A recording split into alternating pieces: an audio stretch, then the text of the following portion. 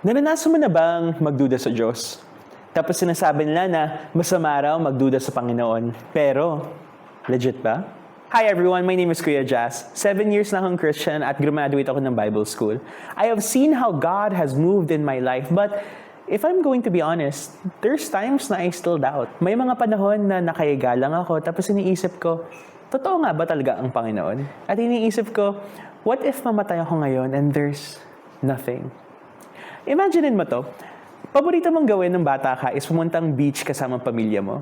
Naalala mo yung mga panahon na pagpunta mo sa beach, tatakbo ka, tapos lalangoy ka, you're gonna swim as far away from shore as possible.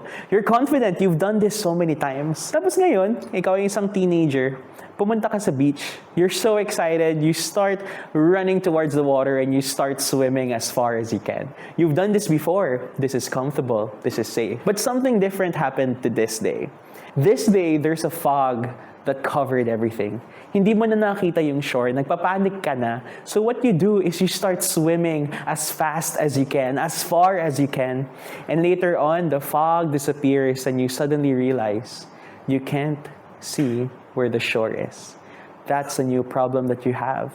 You don't know how to go home. Ganito ang pakiramdam na magduda sa Panginoon sa Pilipinas. The swimming and the beach represents the safe space that we have while growing up. This represents the Christian faith that our parents have given us. But as we grow up, fog comes. And what is this fog? Doubt. Minsan, we have intellectual doubts. Totoo nga ba ang Panginoon? The science disprove God. Is the Bible just a bunch of fairy tales? Minsan, meron din tayo mga emotional doubts. Kung totoo nga ba ang Panginoon, ba't hindi niya ako naririnig tuwing naghihirap ako?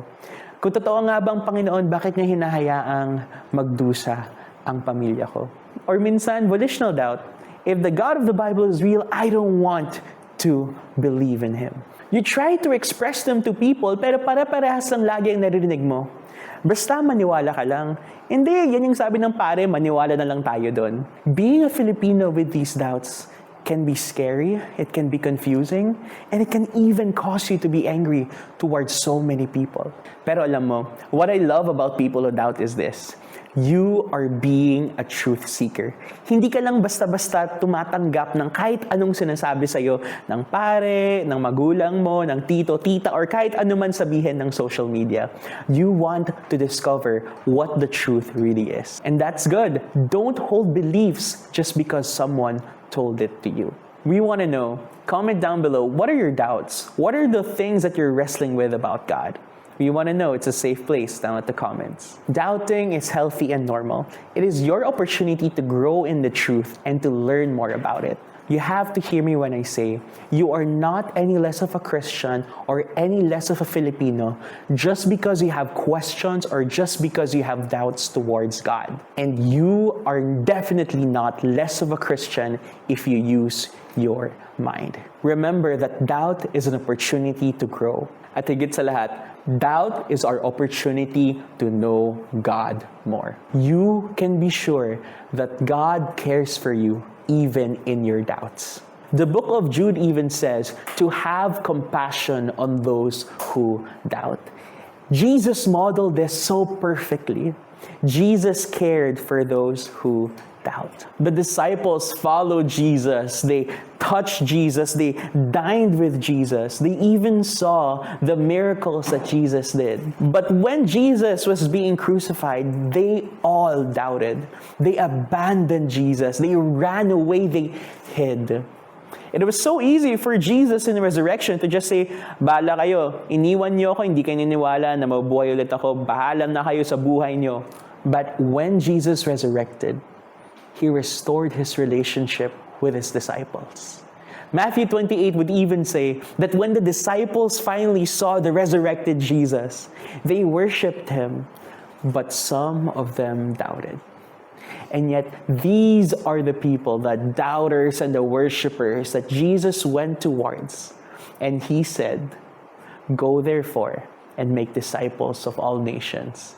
God used doubters as part of His story. God used these people who were doubting to accomplish something beautiful. Now, I want you to know that God can handle your doubts. God has compassion on you when you're doubting. You can throw all of your questions at God because He can handle it. He's God. There's no question that He can't handle. And even in the midst of the maddening doubts, you can be sure that God can cradle you in His embrace. Do you want to use your doubts to grow? Well, that starts by understanding the nature of doubt, and that we'll be talking about in the next video. But for now, growing through doubts requires a safe community. So I want to invite you to join the Legit Ba community by liking, commenting, and subscribing. This is a safe place where you can ask your questions and we can nurture you, and that we can grow together through understanding and answering our doubts. Once again, the Legit Ba community is a safe place where you can grow through your questions.